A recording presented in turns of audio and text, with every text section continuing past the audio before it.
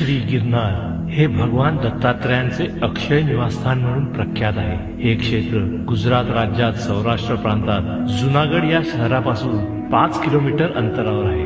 गिरनार पर्वत जाण्यासाठी 10,000 पायऱ्या चढून जावे लागते। दत्त भक्त येथे दत्तात्रयांच्या पादुकांचे दर्शन घेण्यासाठी येत असतात। येथे आल्यावर नेहमी गुरुदेव दत्तांचा निवास असल्याचा प्रत्यय दत्त भक्तांना येतो। गिरनार पर्वत हे निसर्गरम्य, वन्य प्राणी, विविध औषधी वनस्पतीने समृद्ध असा परिसर आहे।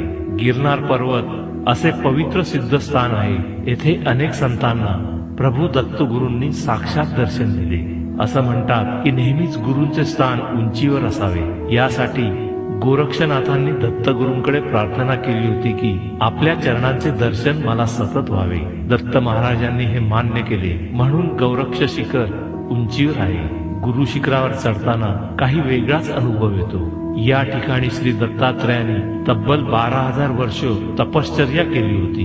हे त्यांचे अक्षय निवासस्थान आहे। येथे 10 बाय 12 चौरस फूट जागेत भगवान दत्तात्रयांच्या पादुका आणि एक सुबक मूर्ती आहे। उच्च कोटीच्या साधकांना या पादुकांवर साक्षात तेजस्वी असे गुरुदेव दत्त महाराजांचे दर्शन होते आणि मग मानवी जन्म सार्थकी लागतो। दत्त दत्त ऐसे लागले ध्यान, हरपले मन झाले उन्मन।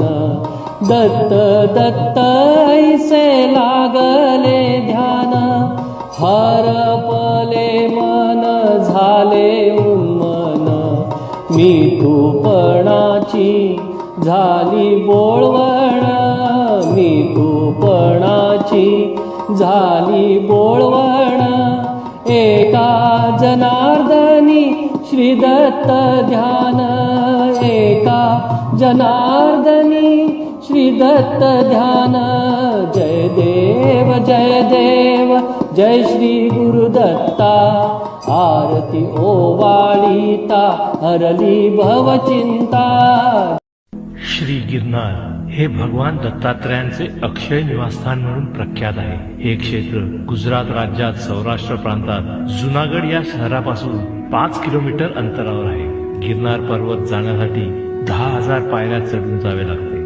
दत्त भक्त येथे दत्तात्रयांच्या पादुकांचे दर्शन घेण्यासाठी येत असतात। येथे आल्यावर नेहमी गुरुदेव दत्तांचा निवास असल्याचा प्रत्यय दत्त भक्तांना येतो।